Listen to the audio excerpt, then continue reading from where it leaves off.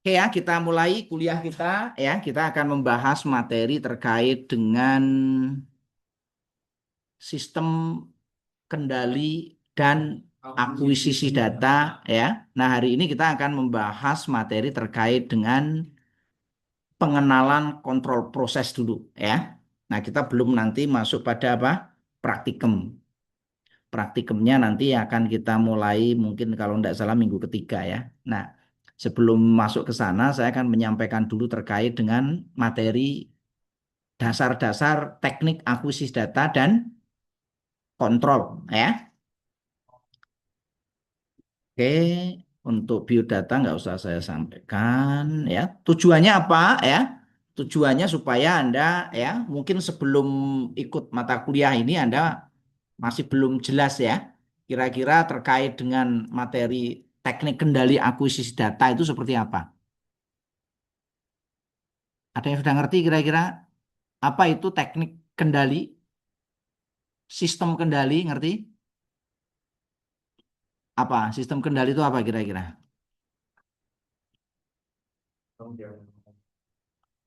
Ah? Gambaran apa aja? Gambaran apa? Gambaran yang di kepala Anda apa terkait dengan sistem kendali ya, terutama di bidang apa? Sistem tenaga listrik itu apa yang dikontrol apa kira-kira?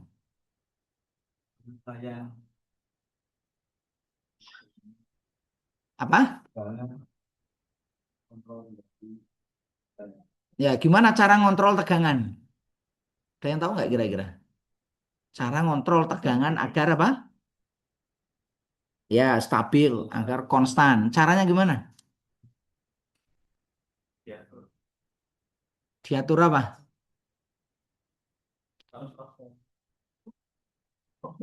Ini Anda udah semester 5 loh ya. Anda udah semester 5. Mestinya ngerti gimana cara ngatur apa? Tegangan. Tegangan supaya dia konstan. Anda pasang apa? Ini teorinya harus ngerti. Kalau nggak ngerti nanti mata kuliah teknik kendali nanti mentah, ya kan? Paham ya kan? Gimana cara ngatur frekuensi biar apa? Konstan. Karena itu syarat penting di dalam sistem tenaga listrik. Bagaimana cara mengatur faktor daya itu agar apa? Tinggi. Nah, ini harus ngerti cara ngaturnya. Paham? Bukan ngaturnya pakai apa? Pakai potensiometer. Nah, itu anak SD ngerti, Mas, ya kan? Itu mekanisme pengontrolannya melalui apa? Potensio. Melalui apa? Melalui HP. Ya, itu anak anak SD ngerti, SMP paham. Sebagai mahasiswa, Anda harus ngerti filosofinya. Kalau nanti saya mau ngontrol tegangan, tegangan di sini berapa ya supaya konstan, apa yang perlu saya atur? Ya. Nah, ini tolong nanti ya ke depan kuliah itu lebih banyak apa? Mengembangkan critical thinking. Kemampuan berpikir apa? Kritis. Jangan cuma hafalan. Ini kalau hafalan repot nanti ya. Sudah semester 5 ditanya itu tapi ruhnya nggak dapat. Ini kalau yang tanya industri, kira-kira industri mau pakai nggak kira-kira? Ya mikir-mikir kan. Ini gimana cara ngatur tegangan aja nggak bisa? Paham maksud saya? Nah ini mestinya Anda sudah mulai belajarnya tidak seperti yang selama ini Anda lakukan. Belajarnya mestinya apa? Melakukan apa? Revisi, rekonstruksi cara belajar. Ya. Nah harapannya apa? Harapannya nanti Anda itu akan menjadi lebih paham ya. Kalau orang teknik itu bukan sekedar paham tapi kompeten. Yang dibutuhkan adalah bukan paham tapi kompeten. Ya, bisa difahami sampai di sini. Yang dibutuhkan itu ya. Oke ya, saya kira itu. Nah, beberapa video nanti Anda bisa akses di sini ya. Ini sudah saya buatkan channel YouTube ya, namanya Muhal Media Creation. Silakan bagi Anda yang mau belajar tentang masalah ke teknik elektroan. Saya memang di sini nggak terlalu banyak ngajar masalah bidang ke teknik elektroan. Saya banyak ngajar teknik kedokteran di industri, ya. Jadi kadang-kadang memang orang itu tidak the right man in the right place. Saya di sini ngajarnya yang santai-santai, ya, tapi tidak apa-apa, ya. Maka ilmu saya supaya tidak hilang, saya abadikan di channel YouTube saya. Jadi silakan kalau Anda mau belajar tentang masalah sistem tenaga listrik mulai dari pembangkit, transmisi, distribusi, ya, pemanfaatan, trafo, motor, ya, panel, perencanaan mulai dari Anda misalkan mau merencanakan instalasi bangunan, ini semua sudah saya buatkan di sini. Di mana pekerjaan-pekerjaan real di lapangan. Ini kalau saya tuliskan dalam kuliah itu tidak cukup 200 SKS. Paham ya? Nah, monggo silakan. Kalau mau yang belajar silakan. Gratis, tidak membayar. Dan ini saya peruntukkan sebenarnya untuk mahasiswa UNY. Tapi yang banyak ngakses malah mahasiswa luar UNY. Karena mahasiswa UNY nggak tahu senangnya belajarnya apa, ya kan? Oke ya, ada video panjang, ada video pendek. Video panjang itu kadang ya seperti ini, saya ngajar, saya rekam. Supaya Anda ngerti. Semua mata kuliah ada yang pernah saya ajar. Video pendek ya tentang bagaimana cara membaca nameplate trafo. Ini mahasiswa teknik elektro orang nggak bisa membaca ini ya bubar, ya kan? Baca aja nggak bisa. Ya karena kadang-kadang mata kuliah di sini kan nggak ada, ya kan? Karena mata kuliah yang ada di kampus itu kan kita itu ngambil serpihan-serpihan. Paham nggak ini? Karena nggak mungkin mata kuliah itu mau dibuat total semuanya. Kalau dimasukkan total SKS-nya bisa sangat besar. Maka yang diambil itu kan serpihan-serpihan. Nah, Anda itu sebenarnya belajar itu kan mengambil puzzle-puzzle itu kan. Puzzle-puzzle yang Anda susun. Kalau nyusunnya salah, Anda nggak mungkin kompeten. Paham ini? Maka Anda harus bisa menyusun puzzle itu. Jangan berharap dari apa? Kuliah. Kuliah itu antara satu mata kuliah dengan mata kuliah yang lain. Belum tentu apa? Membentuk satu kesatuan. Ibaratnya Al-Quran. Itu kan turunnya kan sepotong-sepotong. Kalau nggak disusun dalam sebuah kitab suci ya, berantakan nanti. Kadang isinya ayat ini, surat ini, kadang-kadang nggak klop. Ini mana yang turun pertama, mana yang turun belakangan, mana yang saling menguatkan. Itu perlu disusun dalam sebuah kitab. Nah, Anda terkait dengan bidang teknik keelektroan sebenarnya sudah saya buatkan di sini. Supaya Anda bisa apa? Nyusun apa? Puzzle. Supaya Anda nggak kesesat. Karena banyak mahasiswa teknik elektro yang nggak paham tentang ke teknik elektroan. Paham nih ya? Nah, ini sudah saya siapkan di apa? Channel YouTube saya. Nah, yang namanya kuliah kita itu akan meningkatkan kompetensi. Tujuannya di sini ya, bukan hanya sekedar datang. Paham semuanya? Saya tidak menyarankan Anda ya kan kuliah itu hanya datang, rajin datang. Tapi di sini yang lebih ditekankan adalah apa? Kompetensi. Apa itu kompetensi? Ada yang tahu nggak kompetensi itu apa kira-kira? Apa? Kemampuan? Ini udah tulisannya dari sini kemampuan. Kompetensi adalah kemampuan untuk melakukan kerja. Itu namanya kompetensi. Orang kerja itu butuh kompetensi. Saya kerja di sini sebagai apa? Tenaga pengajar. Ya maka saya harus punya apa? Kompetensi. Kalau saya tidak punya kompetensi, saya tidak bisa kerja. Saya kalau di industri sebagai apa? Sebagai konsultan, maka saya harus punya kompetensi. Saya sebagai tenaga ahli, maka saya harus punya kompetensi. Saya sebagai engineer, saya harus punya kompetensi. Saya sebagai manajer, saya harus punya kompetensi. Paham nih semuanya? Nah, kompetensi itu terdiri dari tiga aspek, ya. Apa aspeknya di sini? Kita bisa lihat. Aspek pertama itu adalah kognitif, pengetahuan. Orang kalau tidak punya pengetahuan, ya tidak bisa kompeten. Bisa difahami? Contoh sederhana ini, misalkan Anda mau mendesain apa ini? Ya. panel ini, ya, media pembelajaran. Kalau nggak punya pengetahuan, Anda nggak akan bisa buat ini.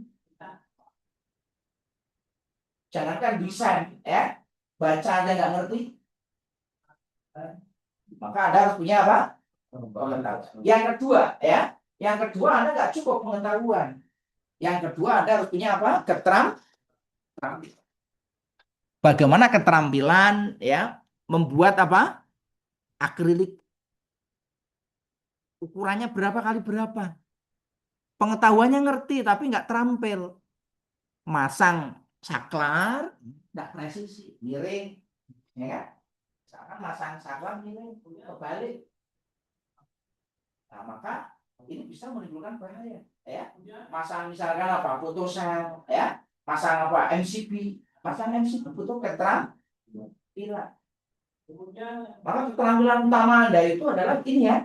Apa? Masang, ya, masang itu butuh pelajaran keterampilannya apa? Sepak bola, tenis meja, bulu tangkis itu tuh tambahan, ya. Keterampilan utama Anda itu adalah apa? Nyolder. Paham? Gunakan apa? Obeng. Oh, mahasiswa teknik elektro tangannya harus kuat, ya. Jangan kayak anak perempuan. Anak perempuan harus kuat, ya. Karena nanti kalau ngajar ya berarti harus praktekkan itu, ya, terkait dengan apa? Nah, yang ketiga itu adalah apa? Sikap kerja afektif, ya, sikap nilai minat. Maka Anda kalau nggak minat ya sebenarnya ini berbahaya. Karena kompetensi itu tidak akan utuh kalau tidak terdiri dari tiga aspek, ya. Nah, sekarang kalau kita lihat kompetensi apa terkait dengan sistem kendali dan akuisisi data. Yang pertama dibaca, Mas.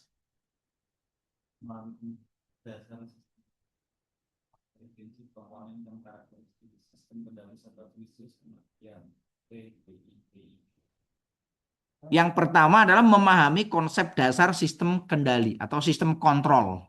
Ya, maka ini harus paham. Paham, memahami ini berarti adalah kemampuan apa? Kemampuan kognitif. Bisa difahami, ya? Anda harus ngerti, ya, sistem kendali itu seperti apa, prinsipnya seperti apa, komponen yang dibutuhkan apa. Misalkan untuk ngontrol motor, apa yang dibutuhkan? Anda ngerti nggak? Untuk ngontrol kecepatan putar motor, apa yang dibutuhkan?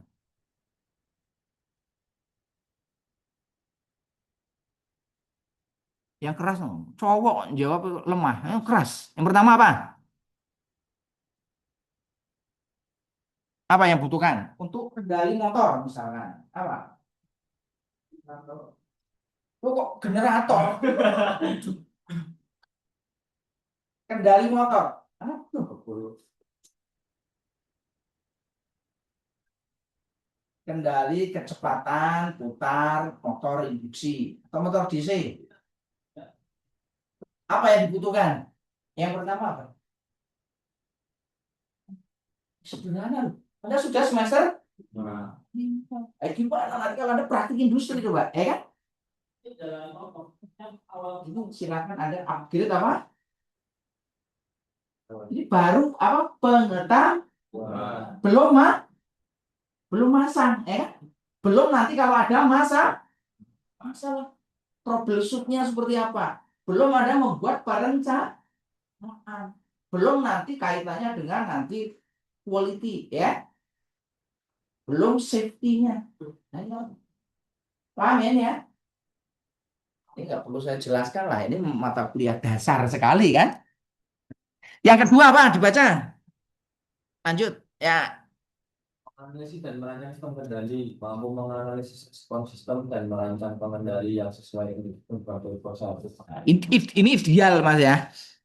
Nanti belum tentu ideal, ya. Karena memang ya tadi kalau sebenarnya kalau memang kita mau kuliah benar-benar ya harus sampai ke sana. Cuma masalahnya kadang-kadang kita mengalami kesulitan, ya. Menganalisis dan merancang sistem kontrol. Misalkan saya punya pompa air, Mas, ya kan? Pompa air saya gunakan untuk apa? Untuk tidak ada pakai tower ya, tidak ada pakai apa? Penampungnya. Towernya nggak ada. Saya gunakan nanti untuk kepentingan apa? Kepentingan misalkan cuci tangan, wudhu, ya, mandi dan lain sebagainya. Kira-kira saya butuh pengaturan enggak terkait dengan pompa air ini? Atau enggak usah, ya kan? Pokoknya nanti kalau saya mau wudhu ya pompa air saya nyalakan. Kan airnya ngalir. Ya paling sederhana kan ada pakai pengaturan pakai apa toh? Untuk ngatur kecepatan putar motor ya kan? Mengatur operasional motor minimal kan ada butuh apa? Butuh motornya yang pertama kan?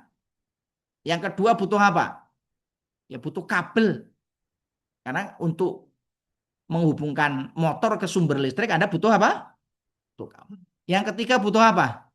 Ya minimal butuh saklar on off ya kan? Sederhana. Ngontrol dari kecepatan dari nol menuju ke kecepatan nominalnya motor. Pakai apa? Sa saklar on off. Itu yang paling sederhana. Paham nih? Bisa difahami? Startingnya nanti pakai DOL, direct online. Anda ngerti direct online enggak? Apa itu direct online itu apa? Masih beban pengotor. Hah? Apa direct online apa? Ada sampel kan itu langsung satu rangkaian itu langsung nyampe. Loh yuk mau pakai apapun ya langsung hidup. Emang nggak ada yang kontrol nggak langsung hidup? Anda mau pakai bintang segitiga, mau pakai DOL, mau pakai soft starter, mau pakai VSD, begitu tombol start ditekan, motor langsung hidup. Emang nggak langsung hidup kalau pakai soft starter. Paham nggak ini? Filosofinya DOL Anda belum paham. Apa DOL itu apa? Ya semuanya ya langsung ke beban. Emang ada yang nggak langsung ke beban? Gimana? Ini baru konsep tentang apa? DOL. Lu Anda selama ini belajarnya gimana?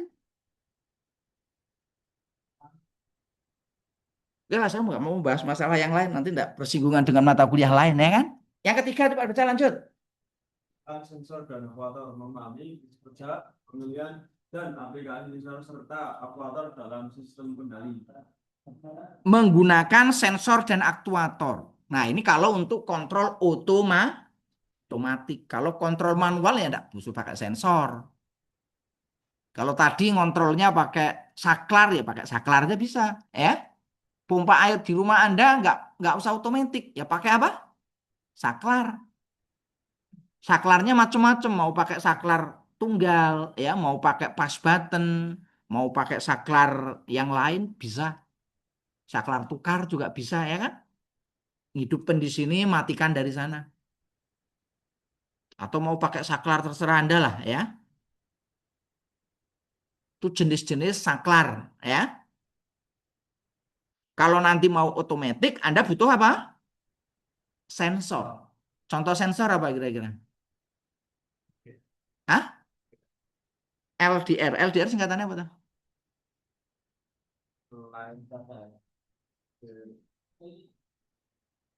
R-nya itu resistan. Nah, ini harus paham ya, teknologi. Ini sudah semester berapa? 5.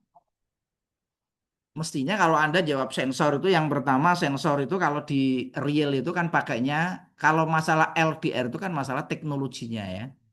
Itu teknologinya. Pakainya apa? LDR itu singkatannya apa? Light apa? D-nya apa? Diodes, R-nya. Nah, jadi kalau mau pakai sensor itu teknologinya misalkan apa? Limit switch. Paham nggak limit switch itu? Limit switch itu misalkan Anda membuka pagar, ya kan? Begitu Anda tekan, tek gitu ya, maka pagar kan akan bergerak dari kiri ke kanan. Kalau nggak dikasih limit switch, ya kan, pagarnya sudah sampai di ujung, motornya masih muter terus. Padahal dia sudah nggak bisa apa? Gerak lagi karena udah mentok kan? Paham nggak? Bahaya nggak ini? bahaya. Maka harus di apa? Dipasang apa? Limit switch. Limit switch itu sebenarnya kan saklar biasa. Saklar on off. Dia yang tadinya normali apa? Normali close diubah jadi normali atau sebaliknya. Yang tadinya normali open dirubah jadi normali, paham? Kalau di bidang kontrol AC itu nanti ada namanya temperatur switch. Paham? Misalkan untuk pendingin ya Anda setting AC-nya. Kalau temperaturnya sekian nanti AC-nya akan on. Kalau temperaturnya terlalu dingin dia akan off. Itu namanya temperatur switch. Atau bisa Anda pakai apa? Pressure switch. Paham nggak ini? Pressure switch itu berarti apa? Tekanan. Kalau tekanannya terlalu tinggi dia off. Kalau tekanannya terlalu rendah dia on. Itu kontrol sederhana on off ya. Apalagi yang berikutnya adalah apa? Limit, kok limit? Level switch. Contohnya level switch itu kan pompa air di rumah Anda kan? Otomatis enggak? Di rumah Anda enggak otomatis? Hah? Manual. Pakai saklar. Iya, enggak efisien lah ya kan? Ini kalau Anda ngerti penuh enggak kira-kira? Kan toren di atas. Berarti sampai membludak dulu baru Masuk mahasiswa elektro masih pakai kayak gitu, ya kan? Itu sangat tidak efisien. Mestinya mahasiswa elektro yang tadinya manual diganti menjadi apa? Ditambahkan apa? Sensor, ya. Sensornya apa di situ? Level switch tadi, ya. Level switch kan banyak macamnya kan? Ada yang pakai pelampung tuh, ya kan? Radar itu. Mereknya radar bukan pakai radar. Kalau radar itu pakainya kan elektromagnetik. Itu cuma mereknya radar. Anda jangan tertipu ya. Karena banyak istilah di Indonesia tidak sesuai dengan aslinya. Contohnya apa? Tadi ya, sensor level yang dipakai untuk automatic water level control ya. Itu namanya mereknya tapi dia teknologinya pakai pelampung. Paham? Pelampung itu kan dia pakai sebenarnya semi manual kan. Pada saat air itu dia naik ke atas, pelampungnya nanti akan menabrak limit switch di situ. Maka dia nanti akan berubah dari yang tadinya normally close berubah jadi normally open. Karena dia berubah jadi normally open, maka pompa air mati. Begitu airnya dipakai, air turun terus, ya kan? Sampai dia nabrak apa? Limit switch bagian bawah. Limit switch bagian bawah itu adalah normally open, normally open. Pada saat dia sudah tertabrak, dia berubah jadi normally close. Kalau normally close, dia akan menghidupkan motor pompa.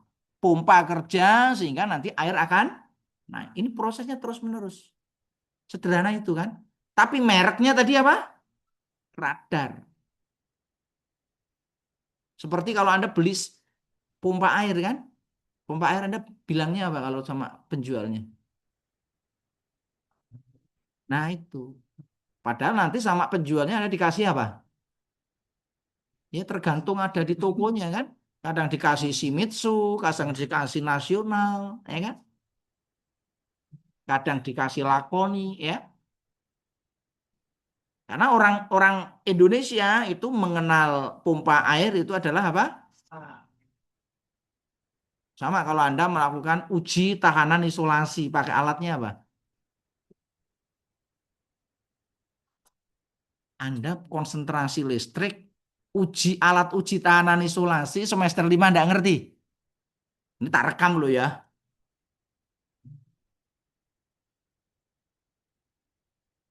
Alat-alat uji Anda ngerti. Aduh, ini keprihatinan bener nih. Apa namanya? Maksud satu kelas nggak ada yang ngerti. Hah? Apa? Insulation tester kan.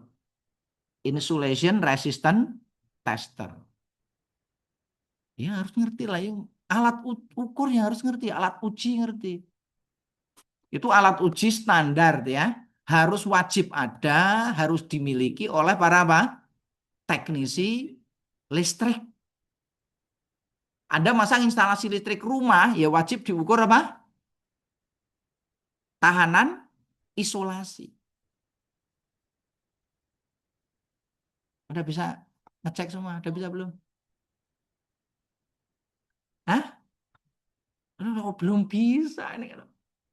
Yang lain udah bisa belum? Hah? Sudah Pak Ahmad belajar.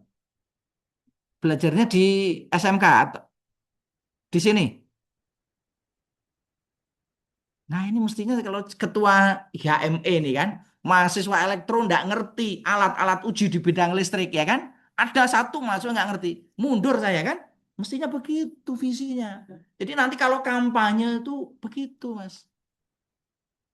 Kalau jadi presiden ada apa namanya? Rakyat Indonesia mati kelaparan ya karena tidak makan ya kan? Mundur jadi presiden. Berarti nggak bisa ngurus rakyat. Mestinya begitu, gentleman. Ya tapi jangan satu lah ya. Kalau masyarakat Indonesia kan jumlahnya sekian. 1%. 1% mahasiswa rakyat Indonesia mati ya kan? Karena tidak makan. Mundur. Sama kalau jadi ada mahasiswa nggak bisa apa? Ngerti aja enggak nih kan? Gimana? Paham? Ya kan? Yang lain baca sendiri ya. Nah, kalau saya baca sendiri nanti sampai selesai baca ini aja ya. Nggak jadi kuliah kita ya. Nah terkait kompetensi tadi ya. Ini terkait dengan kompetensi. Kompetensi itu ada tingkatan-tingkatan. Ini sudah saya buatkan tingkatan. Tingkatan paling rendah itu apa? Mengingat, mengetahui. Ini tadi kan, alat ukur ini apa? Itu pertanyaan apa? Dasar. Karena itu modelnya apa? Kalau hafalan nggak ngerti, ya kiamat. Paham ini? Ini belum yang berpikir kan? Hanya apa modalnya? Mengingat. Komponen untuk ngontrol motor tadi apa? Itu komponennya kan? Maka yang pertama harus ada kabel, ya kan? Harus ada saklar, harus ada motor, ya. Itu yang paling sederhana. Kalau motornya besar ya Anda harus tambahi tor, thermal overload relay. Anda harus tambahi magnetic kontaktor kalau nanti Anda startingnya menggunakan dol atau bintang segi tiga. Anda nanti tambahkan pengaman, circuit breaker atau fuse. Anda nanti tambahkan box panel. Anda tambahkan lampu indikator. Bisa dipahami nih. Ini kemampuan apa? Paling kalau paling dasar nggak menguasai ya ke atasnya makin nggak paham. Jadi kita apa namanya jangan bergantung pada AI ya. AI itu alat bantu boleh. Tetapi nanti kita yang penting adalah paham ya ngerti menguasai. Yang kedua paham setelah kita tadi mengingat oh ini itu apa? Tor fungsinya untuk apa? Paham ya. Kalau motornya 10 kW, saya butuh tornya berapa? Ini harus paham. Kalau nggak paham ya bahaya kan? Motornya 10 kW, tegangannya 380, Anda pakainya magnetic kontaktornya 1 ampere. Gimana kira-kira? Hah? Ya, bolak-balik kerja terus. Ya, maka ini harus paham. Ya, motornya 10 kW, kabelnya ukurannya 1,5 mili. Maka ini harus paham. Motornya 10 kW, ya, circuit breakernya 300 ampere. Bener nggak ini? Ya dihitung. Maka dibutuhkan kemampuan apa? How to understand. Yang nomor dua, ya. Yang nomor tiga butuh kemampuan untuk menerapkan. Orang kerja ya itu nggak pakai otot tok ya, tapi pakai apa? Otak. Ini motornya ukuran berapa? Ya, kabelnya ukurannya berapa? Tornya tadi ukurannya berapa? Magnetic kontaktornya berapa ampere? Circuit breakernya berapa ampere? Ini harus dipahami dengan baik, dengan ilmu. Nah, kalau Anda nggak ngerti, ya bahaya, Mas ya. Banyak ketidakefisiensian, banyak kecelakaan kerja karena tidak Nah, pekerjaan electrical itu bukan pekerjaan yang apa tadi? Ya bisa, Pak. Enggak seperti itu. Harus kita memperhatikan apa yang pertama? Aman. Ya. Anda masang instalasi itu syaratnya pertama harus apa? Aman. Yang kedua harus andal. Ya, tidak boleh Anda pasang kadang-kadang bisa, kadang tidak. Itu berarti tidak andal. Motor kadang-kadang di starting bisa, kadang-kadang di starting jeglek MCB-nya. Berarti itu tidak andal. Kalau Anda kerja seperti itu ya langsung SP-nya. Ini dulu kuliahnya di mana nih? Ya kan? Mesti akan pertanyaan pimpinan Anda begitu. Yang ketiga apa tadi? Aman, andal. Yang ketiga adalah apa? Efisien.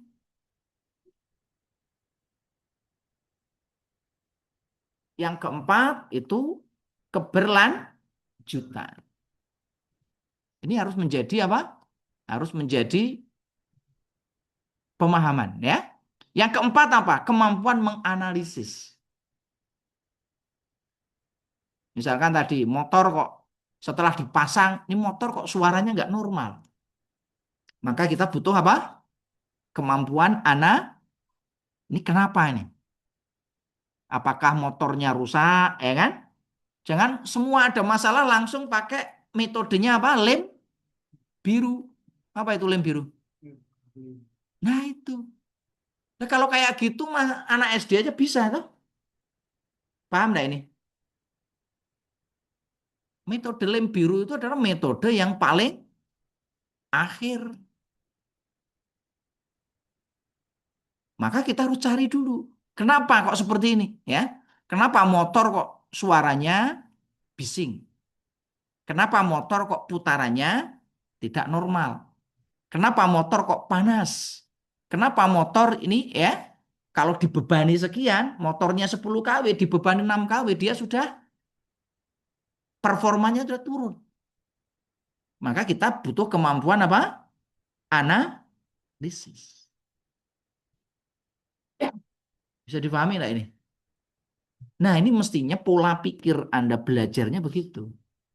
Selama Anda hanya belajarnya hafalan, ya, ya kita nanti akan repot, ya. Nah, yang berikutnya adalah kemampuan apa? Melakukan apa?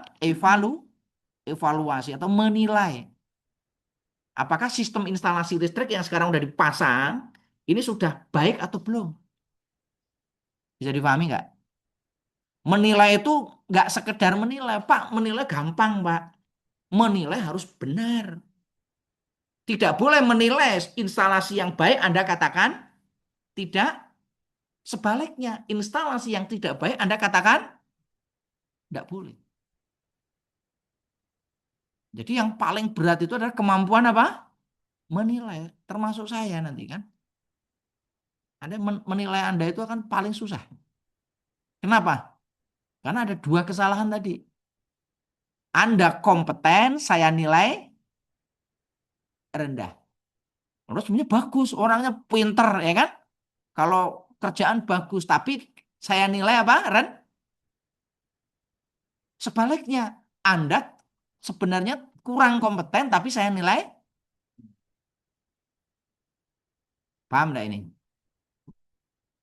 Nah, ini paling sulit ya. Menilai itu adalah menurut saya paling sulit ya. Menurut Bloom dan Anderson menilai itu berada di level 5. Kalau menurut saya sebenarnya menilai itu adalah level paling tinggi. Nah, level paling tinggi menurut Bloom dan Anderson itu adalah mencipta, kreatif, ya. Bagaimana menghasilkan karya atau gagasan baru yang orisinal. Bisa difahami sampai di sini, ya. Ini kompetensi terkait dengan apa? Kognitif. Nah, terkait dengan keterampilan seperti apa, nanti Anda silakan baca sendiri, ya. Paham semuanya ini? Ada yang mau ditanyakan sebelum kita lanjut, ya? Sudah jelas? Sudah jelas, ya? Nah, sekarang kita bahas kenapa kita perlu ya mempelajari tentang Anda kan teknik tenaga listrik nih, konsentrasinya benar ya? Kenapa Anda perlu belajar sistem kendali dan akuisisi data? Kira-kira kenapa? Ada yang tahu nggak?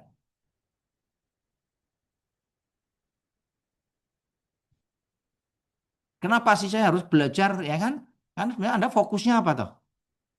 Teknik, instalasi, tenaga listrik. Kenapa Anda belajar yang ilmu-ilmu yang agak nyerempet-nyerempet ke teknik, kendali, dan instrumentasi? Kenapa? Ada yang tahu nggak kira-kira apa? Hmm? Nggak ada yang ngerti. eh, eh, paham tentang instalasi data tapi juga perlu paham mengenai kontrol. Ah, iya, kenapa Anda harus paham masalah kontrol juga? Ya, kenapa Anda harus paham ini kan? Anda sebenarnya kan cukup kan? Anda kan konsentrasinya apa? Teknik, instalasi tenaga listrik. Kenapa harus ngambil mata kuliah yang nyerempet-nyerempet ke kontrol? Ya, apa kira-kira? Setelah Anda paham tentang kontrol, kira-kira fungsinya buat apa? Hmm? Pembangkit sehingga distribusi dari total nanti catat per data dan teratur. Ya karena ada namanya revolusi industri. Zaman dulu siapa? Tokoh-tokoh listrik, ya kan? Tokoh listrik siapa contohnya? Thomas Alva Edison. Thomas Alva Edison sekarang nggak ngerti kalau ditanyai tentang apa? Kendali dan akuisisi data, ya kan? Ya karena zamannya Thomas Alva Edison belum butuh itu gitu ya. Zamannya Michael siapa? Faraday ya, bukan Michael Jordan. Ya mereka nggak butuh tentang apa? Kendali dan akuisisi data. Zamannya Nicholas Tesla, zamannya Alessandro Volta dan kawan-kawan. Ya mereka nggak perlu belajar itu. Kenapa? Ya karena belum butuh. Nah, kebetulan Anda kuliah di tahun berapa? Ya, di abad 21. Abad 21 itu sekarang kita masuk di revolusi industri 4.0. Seandainya dulu Anda kuliah di zaman revolusi industri 1.0, ya Anda nggak perlu belajar yang aneh-aneh. Sensor, transducer, teknik kendali, instrumentasi, ya, kendali digital, IoT, ya usah. Kenapa? Ya karena belum ada. Paham ya?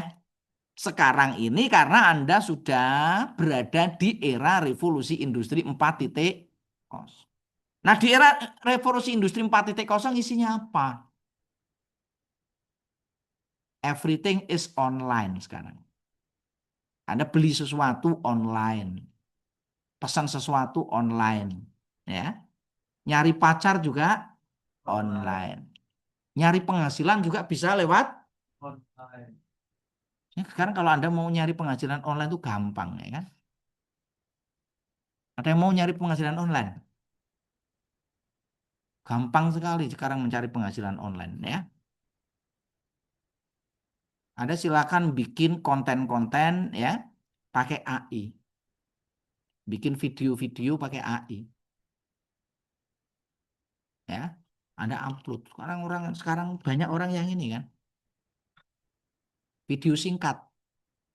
Anda upload. Kalau subscribernya udah banyak, Anda bisa dapat apa? Channel YouTube saya sudah dapat duit ini ya. Nah, ini sudah dapat duit. Ya, saya nggak fokusnya nggak nyari duit ya. Karena kalau saya nyari duit di YouTube nanti saya nyaingi Raffi Ahmad ya kan. Ya biarlah ini kan. Tapi lumayan udah dapat duit. Karena subscriber dari channel YouTube saya sudah di atas syaratnya kan 1.000.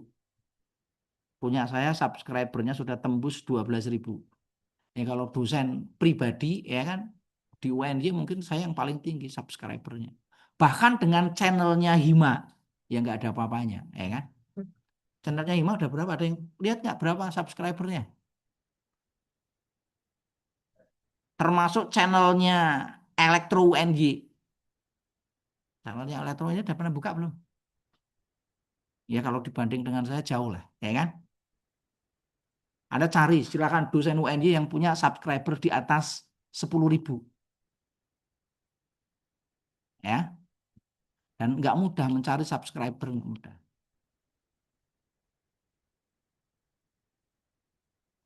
Oke ya, paham ya ini ya? Nah ini lumayan dapat duit ya. Jadi kalau Anda mau dapat duit sebenarnya gampang. Bikin konten-konten aja. Lumayan dapat duitnya berapa? Ya tergantung saya upload video ya. Kalau saya upload video tiap hari mungkin saya per bulan dapat. YouTube itu membayar setiap $100. Lumayan kalau setiap bulan dapat $100 ya. Ya kalau bagi saya $100 ya nggak terlalu besar lah ya.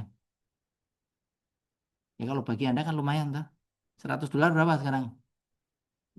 Hah? 100 perkalian aja nggak bisa. Apa?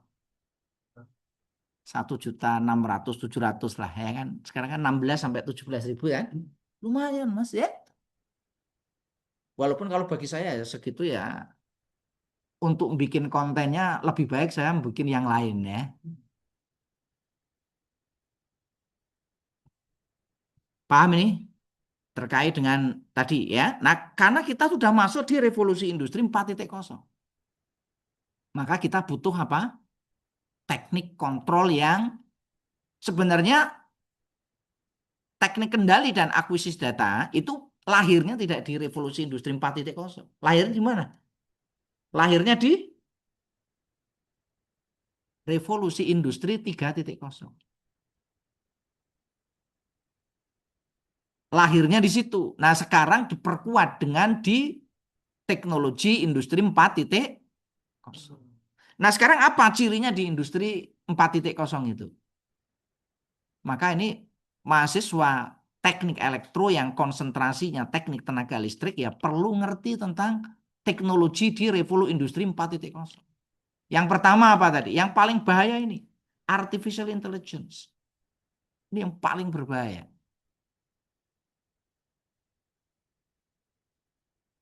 Karena kalau kita lihat sekarang ya, artificial intelligence ditambah dengan robotika. Ini yang paling bahaya ini.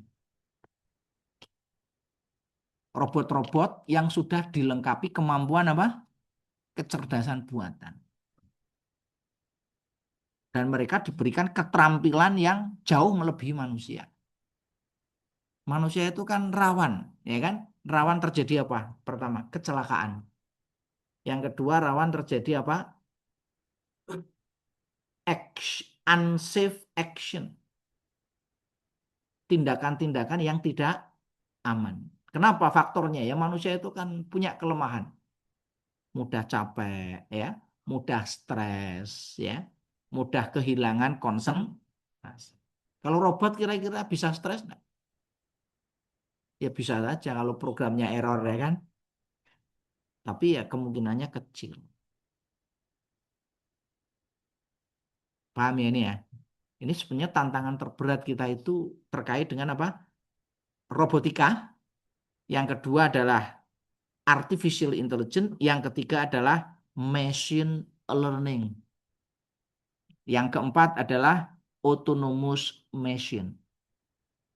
Mesin-mesin sekarang didesain itu otonom dan mereka bisa self healing. Apa itu self healing? Memperbaiki diri sendiri. Wah, ini kalau ini sudah di ini kan, maka memang benar kiamat itu makin dekat. Kalau ini sudah benar-benar ini menjadi sebuah tren ke depan, ya, film apa namanya, Robok, bukan Robok, apa itu, Terminator, itu memang jadi kenyataan. Manusia nanti akan terjajah oleh apa? Robot. Nah, bayangin aja robot punya kemampuan untuk apa? Belajar. Jadi dia hanya melihat orang gerakan karate, robot bisa menirukan. Kalau kita kan butuh lama kan? Kita lihat Bruce Lee kan? Kadang-kadang kita sampai seumur hidup nggak bisa meniru gerakannya Bruce Lee. Ada yang bisa push up pakai hanya 2 jari? Bruce Lee bisa 2 jari. Kira-kira robot bisa nggak? Sangat bisa, tergantung dari teknologinya ke depan. Tergantung dari manusia yang bikin programnya. Gimana robot hanya dengan 2 jari dia bisa seimbang. Jangankan pakai 2 jari, yang pakai satu telapak tangan bisa. Satu tangan aja. Pakai 2 tangan aja mungkin masih sekarang nggak bisa kan? Nah ini contoh ya. Ini yang paling bahaya di situ ya. Nah yang berikutnya adalah terkait dengan proses produksi di industri. Jadi di industri itu ada proses ya. Prosesnya apa? Prosesnya itu kalau di industri yang pertama adalah industri manufaktur. Industri manufaktur biasanya terkait dengan apa? Mengubah bahan baku menjadi bahan jadi melalui proses apa? Yang pertama, perakitan. Yang kedua, pembentukan. Yang ketiga, pemotongan atau pengolahan mekanis. Ini namanya industri apa? Manufaktur. Nah, di industri manufaktur sekarang manusia sudah semakin apa? Semakin ditinggalkan. Hampir kalau kita masuk ke industri-industri manufaktur, contohnya apa? Industri apa? Elektronika. Itu kebanyakan isinya industri otomotif isinya, paham nggak kira-kira ini? Artinya apa kira-kira kalau terkait dengan perkembangan tren industri manufaktur? Jadi sumber daya manusia itu akan kebutuhannya akan semakin berkurang, terutama operator. Ini Anda kan tidak didesain untuk jadi operator kan? Anda kan didesain untuk jadi apa? Guru kan? Ada pendidikan toh? Ada yang minat jadi guru? Coba yang minat jadi guru coba tunjuk tangan.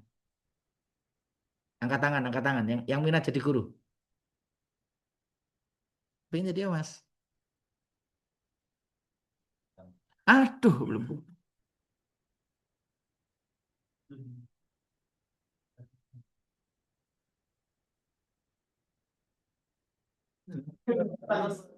Kamu pengen jadi apa, Mas? Ya. Industri, Pak. Hah? Industri, Pak. Kalau saya sendiri buat sekarang tuh mantepin ke gimana caranya masuk ke industri walaupun nanti lulusannya SPD.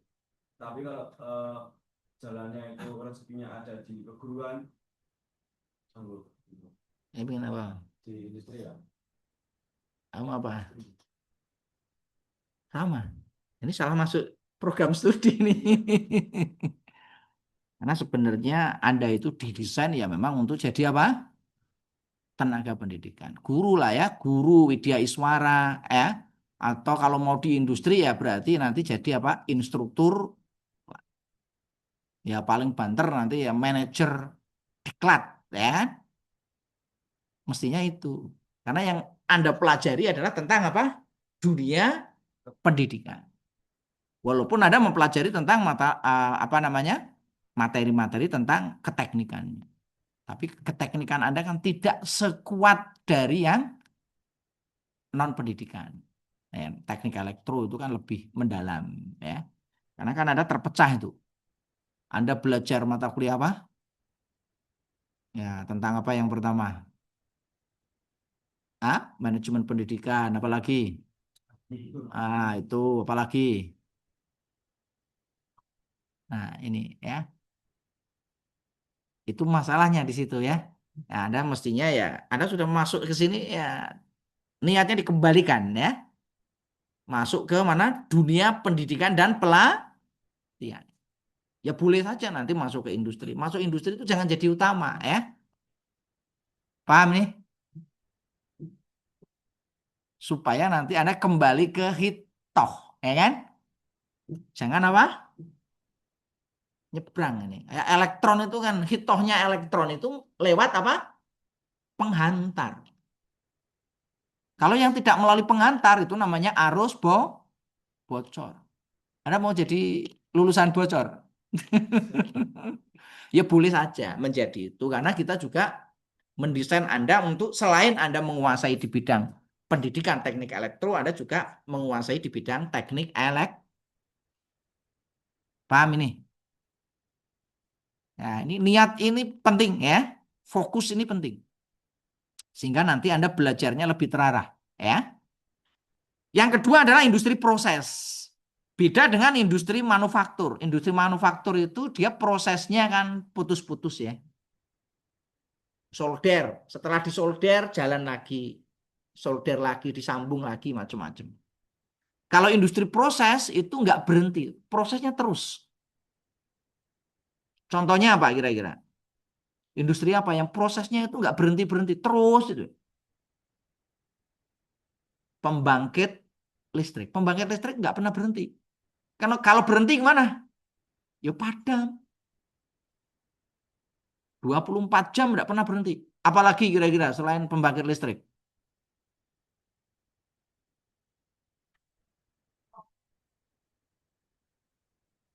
Hah?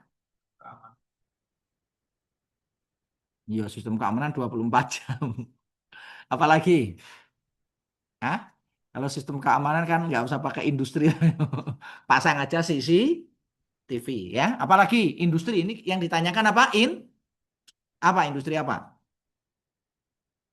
Nah, ini ada Industri kesehatan. mainnya kurang jauh ini kan.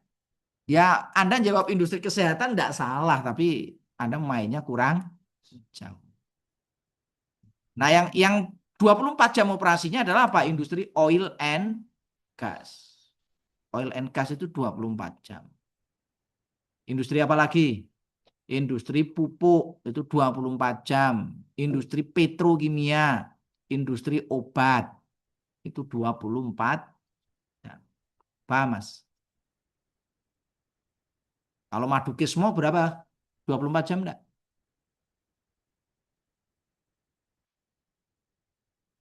Ya, deket-deket sinilah ya. Deket-deket itu Madukismo. Sari Wisada 24 jam enggak? Kita bisa lihat nanti ya. Perusahaan apa? Tekstil 24 jam enggak?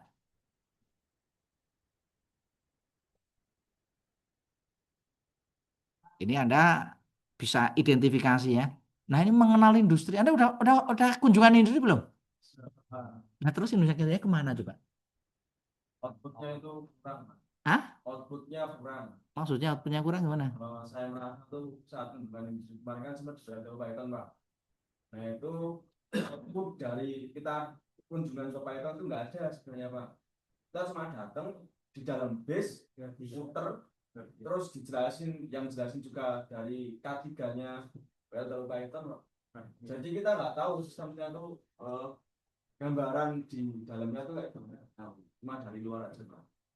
Ya, memang kalau yang namanya di industri itu kan tidak semua itu zona bebas ya. Apalagi di pembangkit, pembangkit itu nanti ada beberapa zona. Tidak semua orang bisa masuk ya. Jadi memang kalau kunjungan industri itu ya nggak semuanya bisa, apalagi banyak ya kan. Karena untuk masuk ke sana itu dibutuhkan apa? Safety ya. Ada APD yang harus Anda pakai dan Anda harus paham ya kan. Kalau mahasiswa UNJ kira-kira masuk ke sana mungkin ya bisa bahaya. Kalau saya juga nggak berani masukkan Anda ke ruang sana.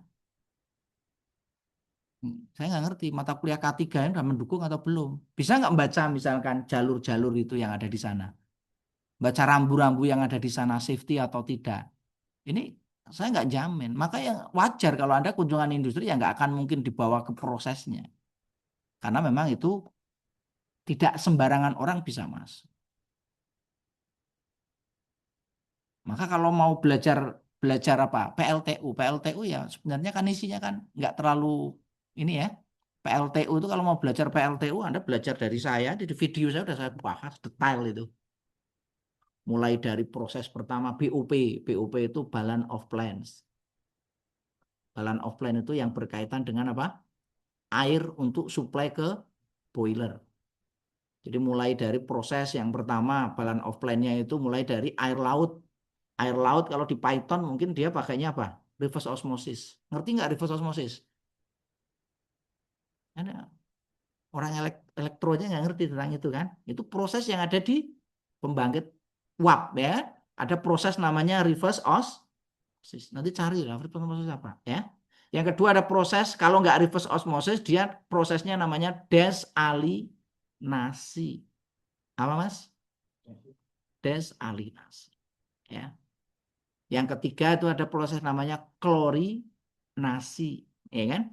Bukan klori mie goreng bukan, tapi apa? Klorinasi, ya kan? Terus yang berikutnya ada demineralisasi. Paham itu? Nah, orang elektro kira-kira kalau di sana ngapain? Orang elektro ya kalau di bagian tadi yang mikirnya adalah tentang keelektroannya, kelistrikannya. Ada instrumentasi, ada electrical. Kalau di proses itu, maka yang berperan adalah apa? Pompa. Pompa itu penggeraknya apa? Motor. Paham? Nah, motor itu nanti seperti apa? Mulai dari perencanaannya bagaimana, ya, pemasangannya bagaimana, pemeriksaan dan pengujiannya seperti apa, pengoperasiannya nanti bagaimana, pemeliharaannya seperti apa. Paham itu? Itu kerjaan orang electrical di situ.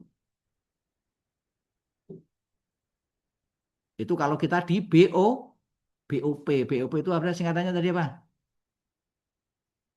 Balance of Plan. Ya. Anda belajar PLTU sama saya cuma 10 menit Anda bisa paham ya kan? Nanti kalau belajar sama saya tak buat ininya kan? Tak buatkan simulasinya. Di video saya sudah saya bahas ya. Sudah saya bahas. Banyak saya bahas masalah masalah itu ya. PLTU. Tidak buat tak kasih contohnya ini. Nah ini. Biar Anda ngerti.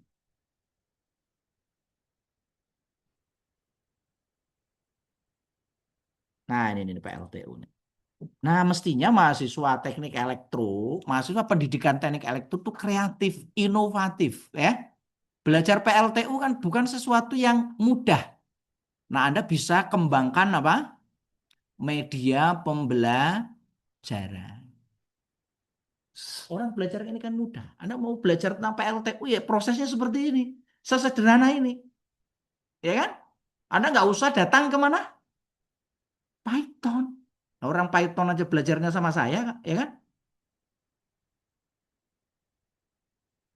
Hampir semua teman-teman pembangkit itu kan belajarnya sama saya. Ya kan? Mulai dari Python, Suralaya. Kalau di Semarang itu ada namanya apa namanya? Tambak Loro. Kalau yang di Jepara itu Tanjung Jati. Kalau yang di Cilacap itu namanya Adipala. Kalau yang di Cirebon itu apa namanya? Cirebon Power. Kalau yang di Batang itu Bimasena. Nah, ini nama-nama perusahaan Anda harus ngerti ini kan.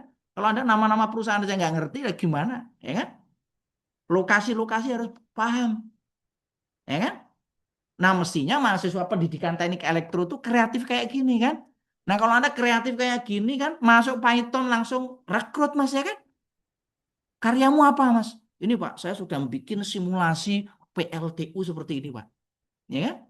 Kalau kayak gitu kan rekrut. Anda bikin simulasi nanti kalau ini diklik muncul motor itu gambarannya seperti apa, ya kan?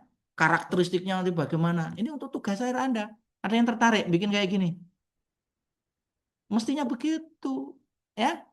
Nah kalau Anda apa namanya nggak kreatif, nggak inovatif, Ya susah. Bisa dipahami nih. Ini contoh sederhana. Anda mau belajar PLTU ya kayak gini tuh isinya kan. Keelektroannya ada di mana ya kan? Anda bisa tebak. PLTU itu yang paling banyak bukan elektro, Mas. Apa yang paling banyak di sana? Mekanik. Walaupun namanya pembangkit apa? Listrik. Lebih banyak apa? Mekanik. Komponen utamanya apa toh? Komponen utamanya kan pertama boiler. Ini boiler itu mekanik semua, Mas. Orang elektrikal nggak paham tuh boiler itu apa. Nah, boiler itu ada mekanik, ada elektriknya. Nah, elektriknya seperti apa? Nanti juga ada apa? Kontrolnya. Kontrolnya nanti seperti apa? Paham ini, Mas? Ya. Nah, dari boiler nanti kan boiler itu inputnya dari mana? Kan dari air nih. Airnya dari mana? Ah, pembangkit uap itu airnya bisa macam-macam. Bisa dari laut. Kalau Python itu airnya dari laut, Mas.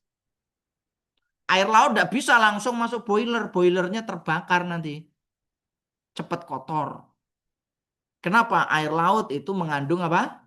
Garam. Yang kedua, air laut mengandung mikroorganisme. Yang berikutnya, air laut mengandung mineral. Maka harus dilakukan proses. Prosesnya apa? Banyak. Ya kan tadi sudah saya sampaikan. Ada reverse osmosis, ada desalinasi, ada klorinasi. Nah, ini mestinya Anda harus banyak belajar. Jadi, waktu luang Anda jangan dibuang, ya. Jangan dibuang untuk main game, untuk apa? Nggak yang berguna. Anda nonton YouTube saya bermanfaat, ya kan? Malah dapat pahala, ya kan? Karena Anda belajar. Nah, kalau Anda belajar kayak gini kan mudah, ya kan? Oh, nggak usah datang ke Python. Orang Python aja belajarnya sama saya kok, ya kan? Teknisi mereka kalau ada masalah konsultasinya dengan saya. Pak, generatornya kemarin ini ada trouble kayak gini, gimana Pak solusinya? Ya salah satu konsulnya dengan saya. Trafonya kemarin agak mendengung seperti ini, kira-kira aman ke Pak untuk kita operasikan? Karena pembangkit itu tidak bisa langsung shutdown, ya. Maka konsultasinya sama. Kalau hasil ujinya seperti ini, kira-kira trafo itu aman nggak untuk dijalankan, ya? Nah, itu juga. Anda nggak usah minder, ya kan?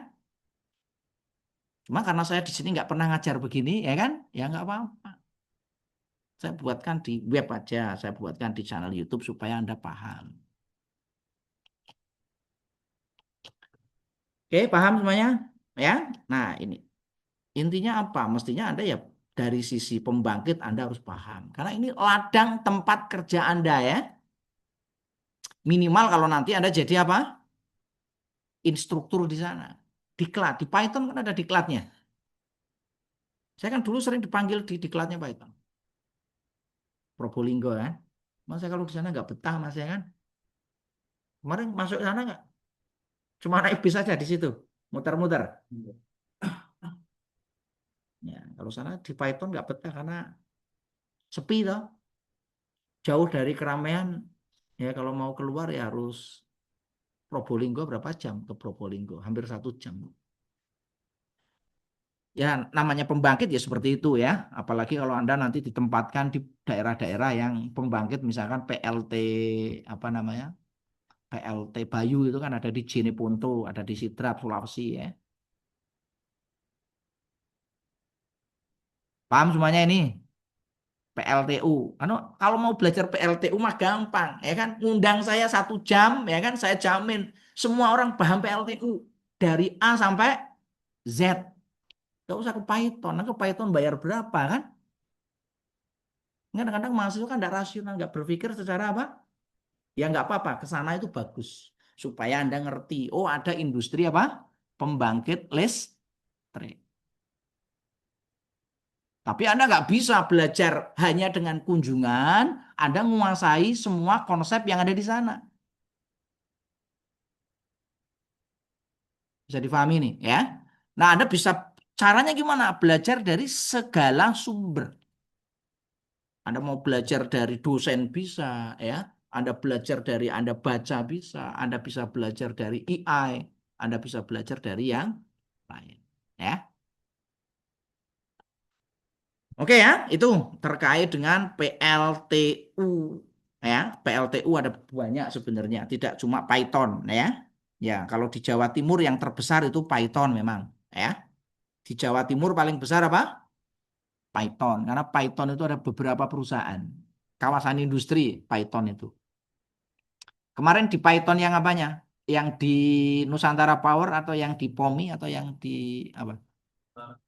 Nusantara ya. Nusantara itu dulu namanya PJB, Pembangkitan Jawa Bali. Sekarang dirubah jadi apa?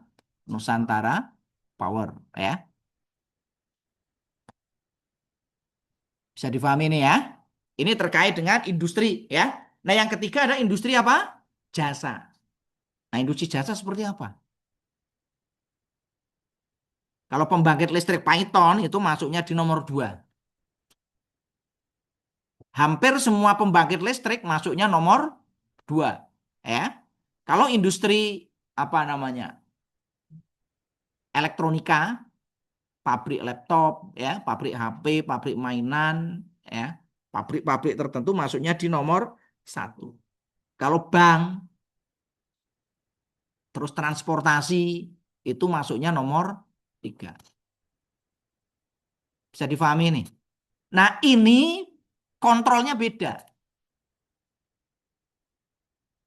Kontrolnya beda karena karakteristiknya beda. Kalau di industri manufaktur ya nanti proses produksinya kan dia itu kan diskrit ya, nyolder, ya kan? Jalan, turun, tek, solder. Nanti kalau sudah selesai jalan lagi, diskrit, patah-patah. Beda dengan yang di proses. Kalau proses kontinu, tidak boleh berhenti. Kalau jasa itu ada yang kontinu, ada yang diskrit. Kalau tadi monitoring itu kan kontinu, ya kan? Kalau kesehatan ya ada yang kontinu, ada yang diskrit. Kalau UGD itu 24 jam. Tapi kalau yang poliklinik itu diskrit. Buka jam berapa sampai jam. Nah, ini Anda harus paham, ya. Ini nanti beda, ya, kontrolnya beda, ya. Nah, oke lah, ini nggak perlu saya jelaskan untuk industri manufaktur, karakteristiknya seperti apa, ya, industri proses seperti apa, industri jasa seperti apa, ya. Nah, sekarang kita masuk di kontrol proses. Jadi yang namanya sistem produksi itu perlu memenuhi tuntutan dari konsumen. Tuntutan konsumen itu terkait dengan apa? Kualitas, terkait dengan ketepatan waktu, terkait nanti dengan harga, ya. Ini tuntutannya kan gitu. Kualitasnya bagus, waktunya cepat, harganya kompetitif. Mahasiswa kan kalau makan kan carinya begitu ya. Yang jumlahnya banyak, gizinya terpenuhi, waktu nunggunya ini ya kan, tempatnya nyaman, ya kan, harganya murah. Yang suruh jualan bapaknya, ya kan? Ada nggak? Ya mesti ada, karena tantangan industri warung makan itu begitu. Kalau rasanya enak, tempatnya nyaman, ya kan? Harganya mahal kan biasa. Rasanya enak, tempatnya nyaman, parkirnya luas, ya kan? Yang harganya murah, jarang. Karena sekarang sewa aja kan mahal lah. Ada yang kos di sini? Kos berapa sebulan sekarang? Itu kos berapa kali berapa? 3 kali 4. Mobil bisa masuk nggak? Nggak bisa bawa mobil kan? Nah, kalau mau usaha kan bisa ngitung sendiri. Usaha kira-kira kalau di Gejayan kira-kira per bulannya berapa? Atau per tahun lah.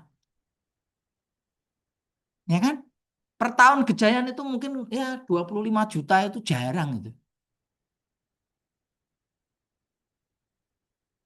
Kira-kira kalau Gejayan 25 juta kira-kira ukurannya berapa? Kalau ukuran segini di Gejayan pinggir jalan Gejayan kira-kira berapa per tahun? Luasan berapa ini? Ya, sekitar 5 kali 6 lah ya ini. 5 kali 5 atau 5 kali 6. Ya, 30 meter persegi di pinggir jalan Gejayan berapa harganya? Atau nggak usah pinggir jalan lah ya. Dekat Selokan Mataram berapa sewanya?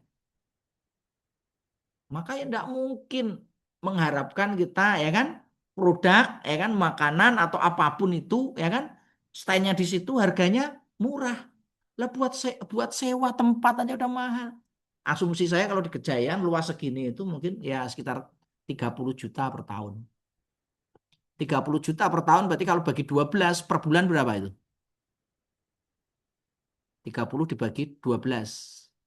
2,6 ya kan? 2,5. 2,5 juta kan? Itu hanya untuk membayar sewa. Belum nanti membayar karyawan. Berarti per bulan keuntungannya harus berapa itu kan? Maka harus dihitung itu. Kalau misalkan dia jualan, ya kan? Maka yang paling menang itu sekarang yang tidak butuh apa? Tempat. Apa? On online. Maka online harganya bisa murah.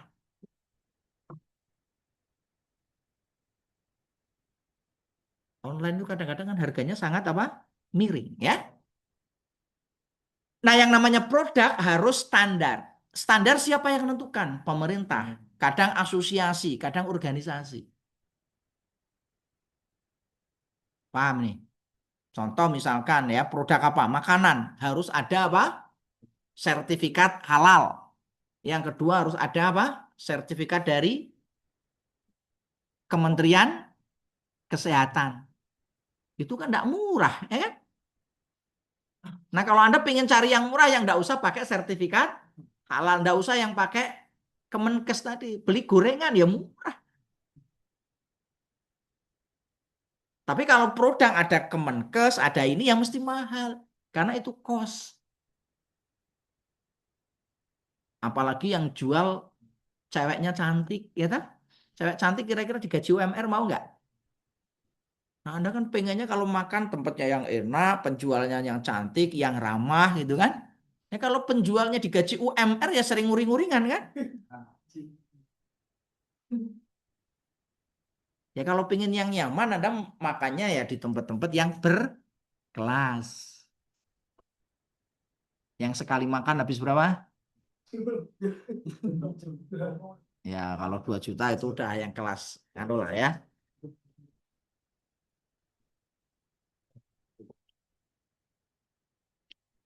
Nah, tuntukan konsumen berkaitan dengan apa? Kecepatan dan ketepatan produksi. Maka di sini butuh apa? Butuh sistem kontrol yang baik, ya. Nah, ini terkait dengan masalah sistem kontrol. Nah, apa itu sistem kontrol? Sistem kontrol proses itu adalah kombinasi antara apa? Perangkat keras, perangkat lunak, dan manusia. Jadi nanti ada kombinasi antara hardware, software, dan brandware atau humanware lah, ya. Untuk apa ya? Untuk melakukan proses-proses ya agar quality itu tercapai, safety tercapai. Nah, prosesnya apa? Yang pertama, monitoring. Jadi kenapa apa namanya harga susu SGM dengan susu misalkan Morinaga Platinum sama-sama 1 kilo harganya bisa beda nggak? Cuma beda, harganya bisa berlipat ganda. SGM berapa per kilo? Ya, paling nggak ada 100 lah SGM ya. Berapa Morinaga Platinum? Berapa? Hah? Morinaga Platinum udah hampir 400, Mas. Kenapa kok harganya bisa jauh, ya kan? Ya karena kontrol prosesnya beda. Paham ya? Ya kenapa misalkan apa namanya produksi HP Anda lah ya. HP Xiaomi sama HP apa? iPhone atau Samsung. Kenapa kok harganya beda? Ya karena ya kelasnya beda. Xiaomi yang Anda bandingkan adalah misalkan Redmi ya kan? Redmi dibandingkan Galaxy ya bukan kelasnya. Kalau mau membandingkan Galaxy ya dengan Xiaomi. Xiaomi 15, Xiaomi 17. Itu bandingannya dengan Galaxy. Kalau Anda bandingannya dengan Redmi Note ya kelasnya kalau di Samsung apa? Ya, kelasnya kelas M ya kan? Kelas M gitu ya kan? Bukan Galaxy S kan?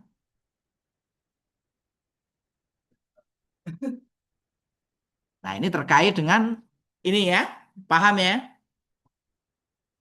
Yang kedua apa? Fungsinya mengendalikan. Jadi memonitor, mengendalikan. Yang berikutnya mengoptimalkan proses produksi secara apa? Otomatis, aman, efisien, dan berkualitas. Nah, ini proses apa? Produksi. Nah, sistem kontrol nanti ada banyak ya. Jadi tadi sistem kontrol itu kumpulan dari elemen. Elemennya tadi software, hardware, dan brainware. Untuk mengendalikan proses ya, mengembalikan variabel kurang sistem agar mencapai nilai yang kita inginkan. Jadi kenapa kok susu tadi itu harganya mahal? Karena prosesnya benar-benar ketat. Temperatur sekian benar-benar sekian ya. Karena kalau susu itu temperaturnya melebihi itu bisa rusak. Nah, selain prosesnya itu juga material ya. Material yang mahal itu kan contohnya apa? AA, DHA itu mahal itu ya. Probiotik itu mahal ya. Fos ya itu juga mahal ya. Karena susu kalau susu biasa itu ya kandungan gizinya nggak terlalu bagus. Harus dicampur dengan apa? Kandungan yang lain tadi ya. Ini teknologi. Tapi kalau campurannya jelek namanya bukan kontami goreng Mas ya. Jadi Anda kalau bergaul dengan teman Anda jadi jelek itu istilahnya apa? Kontami. Kopi kecampur garam namanya kontamin. Kalau kopi kecampur gula namanya coffee mix, ya kan? Kadang-kadang manusia itu nggak apa namanya nggak konsisten ya. Harusnya coffee mix itu kopi terkontaminasi. Cuma kadang-kadang kita itu nggak apa nggak konsisten kan. Giliran kecampurnya creamer sama gula disebut apa? Coffee mix. Karena campurannya itu mengenakkan ya kan? Tapi kalau campurannya nggak mengenakan namanya kontaminasi. Jadi Anda itu kadang-kadang disebut kontaminan, ya kan? Kadang-kadang disebut sebagai katalis, ya kan? Tidak masalah, itu hanya istilah, ya. Nah, tujuan sistem kontrol untuk apa, ya? Tujuan kontrol sistem yaitu meningkatkan produktivitas dan lain sebagainya. Silakan dibaca sendiri ya. Ini kemampuan mengingat, ya. Nggak terlalu penting lah. Tapi Anda harus paham, ya. Karena kalau nggak ngerti ya nggak paham. Nggak paham, nggak bisa mengaplikasikan. Nggak bisa mengaplikasikan, nggak bisa melakukan analisis. Kalau nggak bisa melakukan analisis, nggak bisa Kalau nggak bisa mengevaluasi, Anda nggak mungkin kreatif. Maka supaya Anda kreatif, Anda harus bangun dari bawah. Ngerti, paham, bisa nerapkan, bisa mengevaluasi. Baru Anda bisa bisa difahami nih ya. Pak, saya bisa kreatif tanpa itu semua. Ya kreativitasnya nggak bisa dipertanggungjawab. Itu bedanya seni dengan ilmu, Mas. Kalau orang seni itu nggak pakai urutan tadi. Orang nggak ngerti apa-apa gambarnya abstrak, malah harganya mahal loh.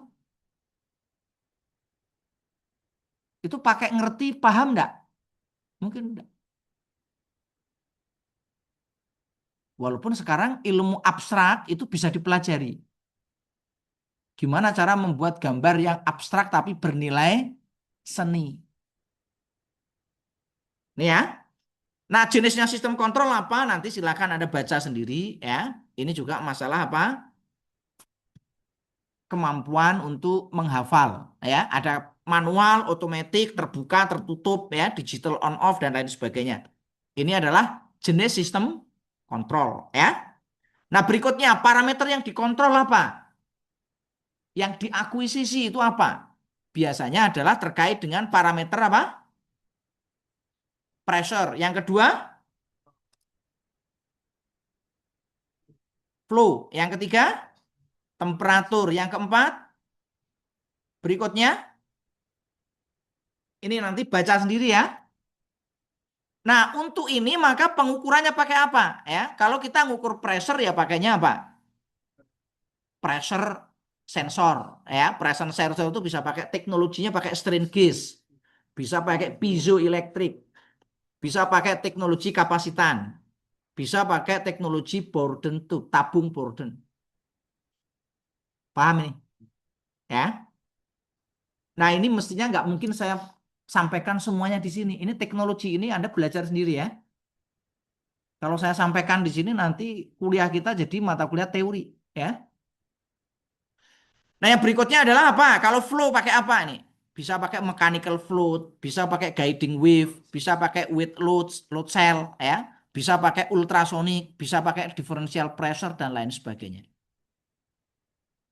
Kalau terkait dengan temperatur kita pakai apa? Temperatur kita bisa pakai thermocouple, bisa pakai RTD, bisa pakai thermistor, ya.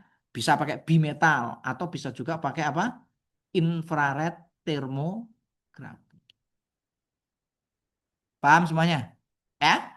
Nah, transmitternya apa? Ya, kalau pressure ya pressure transmitter. Kalau level ya level transmitter dan lain sebagainya, ya. Nah, keluarannya apa sinyal yang digunakan, ya? Sinyal yang digunakan ya kalau pressure itu bisa pakai pneumatik. Nah, ini mungkin pneumatik mahasiswa teknik tenaga listrik nggak begitu paham ya. Pneumatik itu udara bertekanan. Labnya ada di FMS sana. Itu pakainya pneumatik ya. Kalau mau belajar pneumatik nanti belajar dengan teman-teman yang mengambil apa? Konsentrasi kendali otomasi ya. Bisa juga pakai apa? Sinyal electrical. Sinyal elektrikalnya di sini kalau instrumentasi enggak pakai sekian ampere tapi pakainya apa? Mili ampere.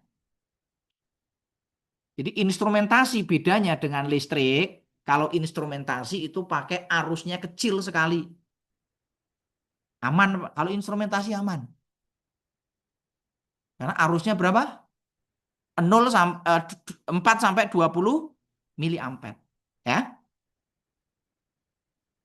Kalaupun tegangan pakai tegangan berapa? 0 sampai 5 volt. Anda udah praktek teknik digital? Nah, itu. Kalau listrik jangan main-main ya. Kalau teknik digital mah kesetrum nggak apa-apa. 5 volt aman ya. Nah, kalau di listrik itu baru perlu kita perhatikan ya. Tapi walaupun di sini sinyal instrumentasi pakai arus tegangan pressure yang aman, tetapi yang dikontrol itu tidak aman. Paham ya?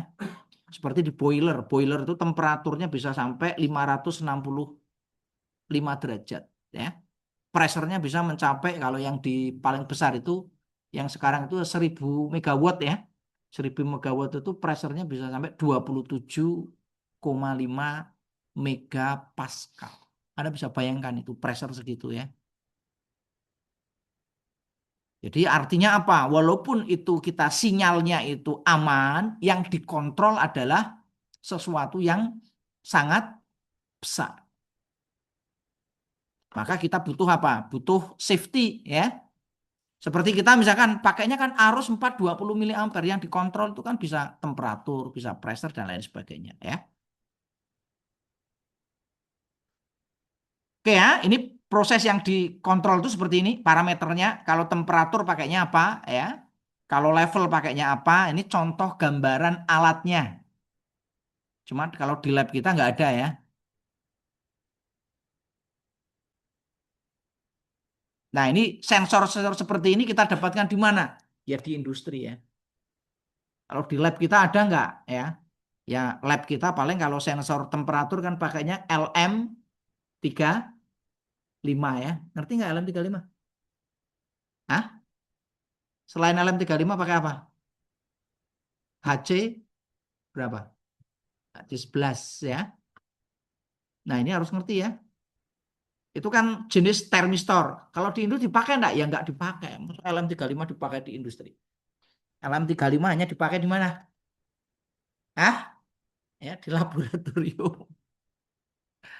Kalau di industri ya pakainya termokopel, pakainya RT, dipakainya bimetal. Pakainya infrared termografi ya. Itu ya. Ini harus paham ya. Kenapa industri nggak pakai, kenapa kampus nggak pakai ini, Pak? Mehong, ya kan? SPP-mu mau dinaikkan berapa, ya kan?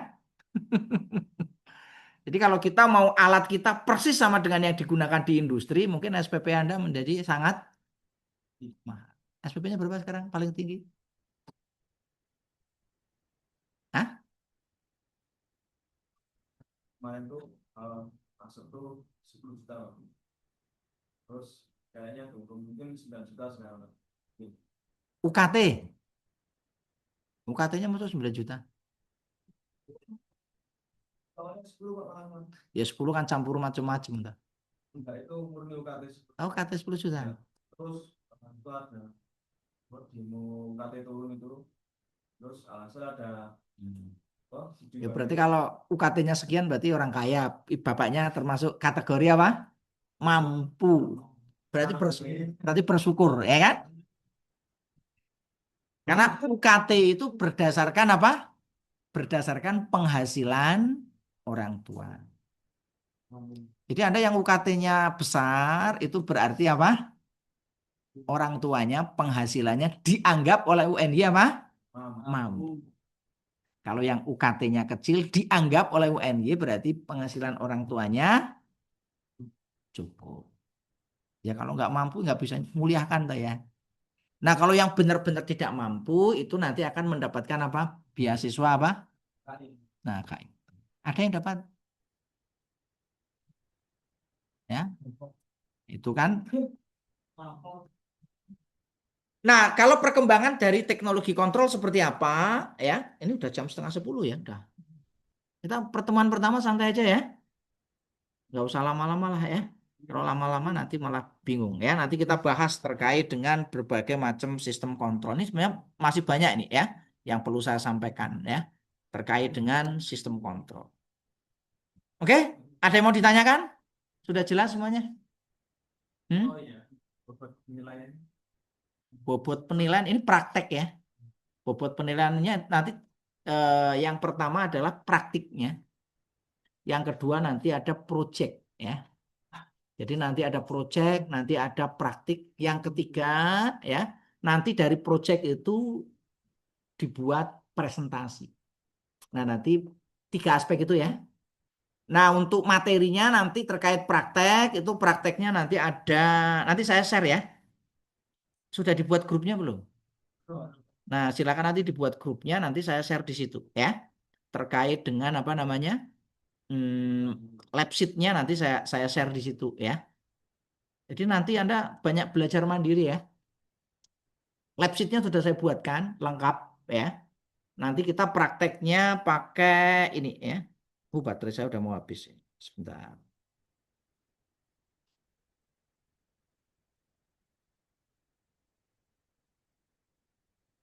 Mengajar semester Gasal ya.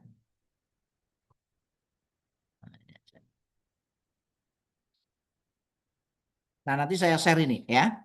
Saya share lab sheet.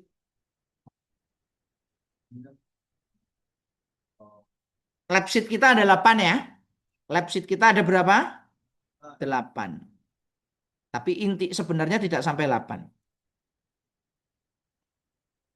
Lab sheet pertama itu kan pengenalan ya. Pengenalan itu install ya. Nah, ini minggu depan Anda bisa install sendiri di rumah ya. Softwarenya nanti pakai IWS. Nah, setelah Anda install, nanti pakainya IWS 8.01 ya. Nanti kalau enggak punya nanti saya share masternya. Terus aktivasinya nanti Anda lihat di ini ya. Aktivasi softwarenya itu nanti pakai tutorial di sini ya. Aktivasi IWS 8.01 Muhal YouTube. Anda ketik aja gini ya.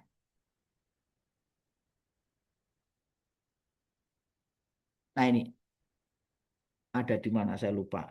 Aktivasi IWS kok orang nggak ketemu. Ya udah kita masuk aja ke sini.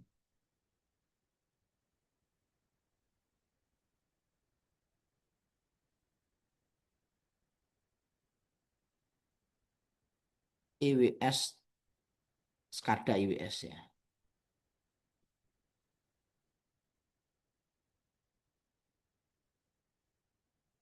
Nah ini ya, nama ini alamatnya di sini ya. Anda cari aja di sini. Muhal Channel aktivasi apa? SCADA IWS. Nah ini videonya sudah ada di sini ya. Ini cara aktivasinya.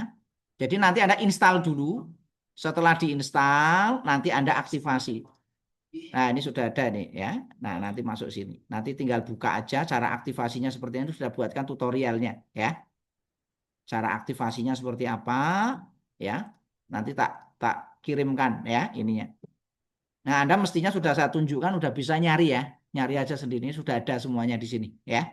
Di channel YouTube saya sudah saya buatkan video, tinggal Anda ikuti langkah-langkahnya. Nah, setelah itu nanti Anda masuk ke lab sheet 2 itu memulai project ya. Jadi praktis lab sheet 1 itu instalasi ya. Lab sheet 1 apa? Install, lab sheet 2 sampai lab sheet 8 itu nanti praktikumnya.